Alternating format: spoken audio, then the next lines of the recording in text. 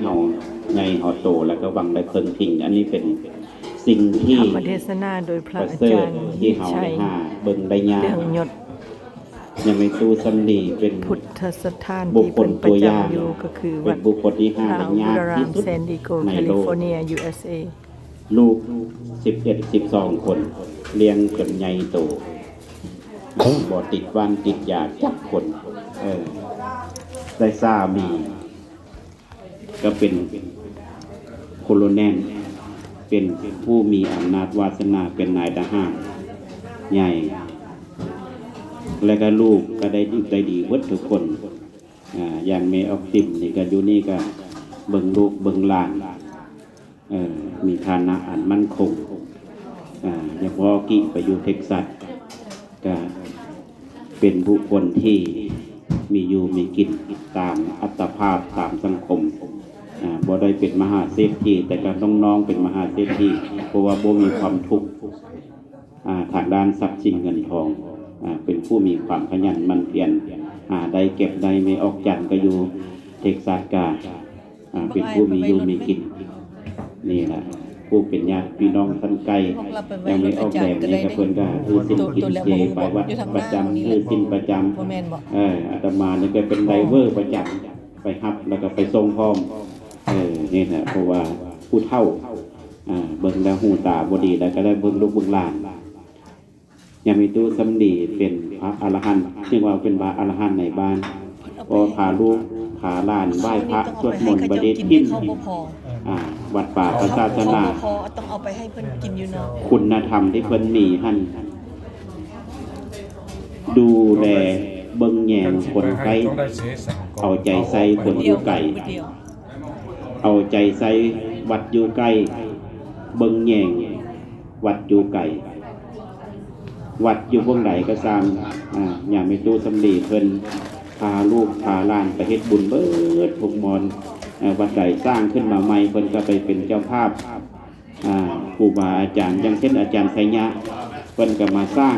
เป็นพระพม่าแต่ว่าหั่นเว้าไทยมาเห็นอยู่เมืองไทยแล้วก็เป็นตัวแทนของมหาจุฬาหรือว่ามหาวิทยาลัยส่งมาสร้างวัดอยู่ที่ลาสเวกัสอย่างไม่ตู้สำลีเพิ่นกับเอาใจใส่เบิ่งแยงปัจจัยหลายแด่น้อยแด่เพิ่นไปอยู่สม่ำเสมออันนี้แหละเขาเรียกว่าเบิ่งแยงวัดไกลเอาใจใส่อยู่วัดไกลวัดมาเก็ตวัดสกายไลน์วัดลินดาเพิ่นไปได้เพิ่นไปพาลูกพาหลานเฮ็ดบุญอันนี้นะคือเอิ้นว่าเป็นเนื้อหนาบุญของโลกเป็นบุคคลที่หาได้ยากถือว่าญาติเมตูนั้นสมบูรณ์ในเบื้องต้นได้บรรทำการได้บรรปลายถือว่าสมบูรณ์ผลผลสามอันเลยทิปโป้ไปแล้วเพราะว่าญาติเมตูสำลีเกิดเดือน3วันที่1933บอกไม่ออกแถมยังอายุ93อีกเพิ่นอายุ90ปียังมีสติ93อายุ90ปีหั่น92ปีหั่นยังนิมนต์ครูบาอาจารย์มาสั่นเพลงอยู่เฮือนได้เคนเครื่องได้นี่คือว่าเพิ่นเฮ็ดบุญมาตั้งแต่เกิดแล้วก็ยังใกล้อิทธิดาเพิ่นก็ยังเฮ็ดบุญอันนี้คือเมตุสำลีเป็นบุคคลที่หาได้ยากเพราะนั้นพวกเขาจึงมาแสดงความกตัญญูกตเวทิตาที่คุณคือตอบแทนบุญคุณของเพิ่นที่จากไปยามอยู่ครับพวกเขาได้เลี้ยงกายยามจากไปเขาได้เลี้ยงวิญญาณยามอยู่ในยามลูกสาวยังไม่ออกติ่มนี่ก็มาเบิ่งจนเองมาบ่ได้ส่งลูกเคยมาบอกบักแขกบักตอดมามาเบิ่งมาแยงอย่างกี่ล่องไอ้กี่ล่องนี่ก็เพิ่นก็มาเบิ่งแยงแม่อยู่ทุกเช้าทุกค่ำทุกแดงแล้วก็ลูกหลานที่อยู่เฮือนนี่ทุกผู้ทุกคนเบิ่งแยงอันนี้คือถือว่าเราได้ตอบแทนบุญคุณได้สร้างความฝันของแม่เพราะนั้นเพิ่นจึงเป็นผู้ปักหลักใหญ่เป็นหลักเป็นสายให้พวกเราเป็นต้นโผใหญ่ให้เราได้ เพิ่งได้ทิ้งเมื่อเพิ่นละโลกนี้ไปแล้วพวกเขาก็ได้เฮ็ดบุญให้อันนี้ถือว่าเราทำหน้าที่ของลูกที่สมบูรณ์แล้วยามเจ็บไข้หวังเจ้าเข้าหับใจยามป่วยไข้หวังเจ้าเข้าหักษาถึงเวลาลารับดับสิวาหวังว่าพวกเขานี้ปิดตาเมื่อสิ้นใจสิ่งหนึ่งที่พ่อแม่ที่ลมหายใจจากไปก็คือพวกเขานี้ได้ปิดตาให้มันหมายความแบบใดก็หมายความว่าพ่อแม่นั้นมีอุปการะคุณที่ยิ่งใหญ่คุณของพ่อแม่นั้นยิ่งใหญ่ที่สุดเพิ่นว่าพระคุณมารดาหนักพอแผ่นดินนักพระคุณของพ่อของพ่อหรือว่าบิดาหนักกว่าฟ้ามหาสมุทรพระคุณของเอื้อยอายหนักพอภูเข้าเมรุมาตรพระครูของคุณครูบาอาจารย์นั้นหนักพอสาขอนเพิ่นว่าเพราะนั้นบุญคุณอันยิ่งใหญ่แบบนี้นี่เราต้องตอบแทนให้เพิ่นนั้นตามสมควรเพราะว่าความกตัญญูนั้นเป็นคุณสมบัติของลูกหลานเป็นสมบัติของคนดีเราต้องตอบแทนให้เพิ่นนั้นตามสมควรอันนี้แหละเพราะฉะนั้นพ่อแม่ที่เขาจากไปได้บ่มีโอกาสได้สร้างบุญแล้วพวกลูกหลานพวกเขานี้ได้ต้องสร้างบุญไปให้เพราะว่าอันนี้มีต่างนี้มีอยู่5อย่างก็คือว่า1เขาบ่ฮู้ว่าเขาเกิดมาแล้วเขาบ่ฮู้มื้อตายเขาบ่ฮู้ว่าเขาสิเจ็บป่วยในโรคมันหยังจนกว่าด็อกเตอร์บอกมาว่าเจ้าเป็นแคนเซอร์เด้อเจ้าเป็นไฮบลัดเพรสเชอร์เด้อเขาบ่ฮู้ว่าเขาสิเจ็บไข้ด้วยโรคมันหยัง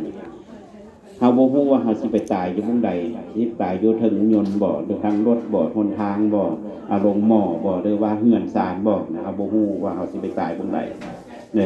แล้วก็เขาก็บ่ฮู้อีกว่าเขานี่สิไปเกิดอยู่ไสเพราะนั้นหวังเพียงบุญกุศลที่พวกเขานี้ได้บำเพ็ญไปให้หรือว่าได้ตักบาตรญาติน้ำไว้เพราะนั้นบุญมี2อย่างคือในชีวิตนี้เขาได้สร้างเอาไว้ยังในตู้สำลีนี่เพิ่นเอาเฮ็ดบุญเอาไว้แล้ววันนี้หลังจากตายไปลูกหลานเฮ็ดให้เขาเอิ้นสมทบต้นทุนบุญกุศลเอาสมทบไปให้เพราะเขาบ่ฮู้ว่าเพิ่นสิไปเกิดวงใดตามหลักพระพุทธศาสนาแล้วถ้าหากว่าเขาได้เฮ็ดบุญกุศลมาตั้งแต่วันต้นและทำการและวันปลายชีวิตจิตก่อนจิตสิดับเขายังคิดถึงครูบาอาจารย์คิดถึงวัดวาพระศาสนาคิดถึงพระพุทธเจ้าพระธรรมเจ้าพระสังฆเจ้าจิตเป็นกุศลก็ไปเกิดอยู่ในเมืองสวรรค์เพราะนั้นบุญผ่านการกุศลทั้งปวงที่เขาได้เฮ็ดในมื้อนี้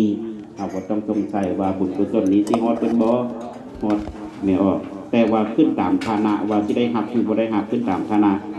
พอคนนี้เกิดตายไปแล้วมีอยู่4อย่าง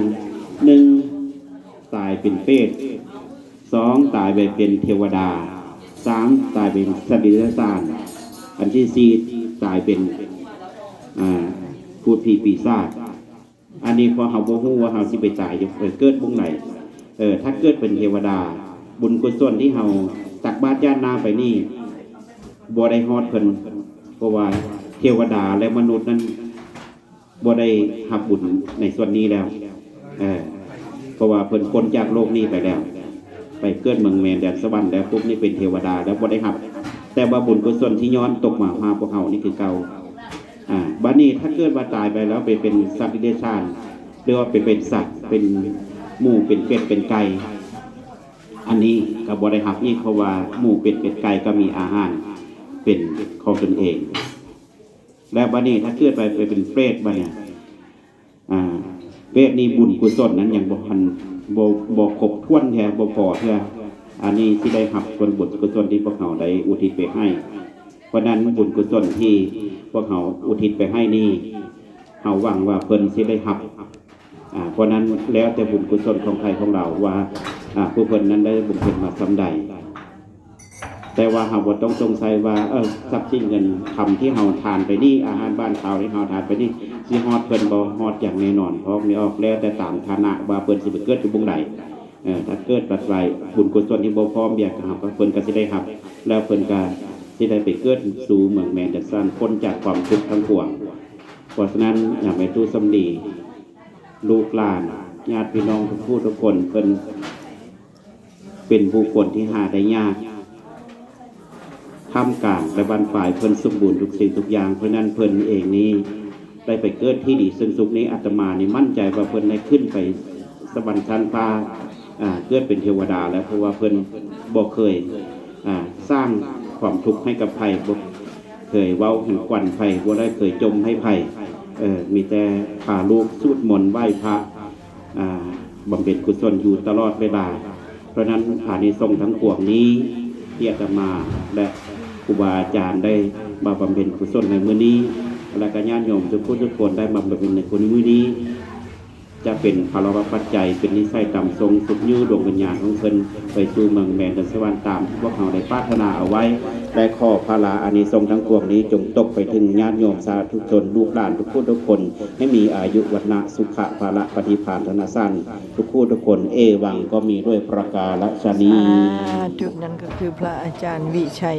เรืองยศสาธุสาธุฟังธรรมตื่นสติมีปัญญามาอันแจ่มใสเด้อสาธุกดติดตามให้สะออนแซ่บแต่ YouTube และธรรมะสวรรณมัยที่ทานได้สดับไปนั้นก็คือบุญที่สำเร็จจากการฟังธรรมต่อจากนี้ไปก่อนรับพรและหยาดน้ำขอเชิญทุกท่านคารวะพร้อมกันขณะ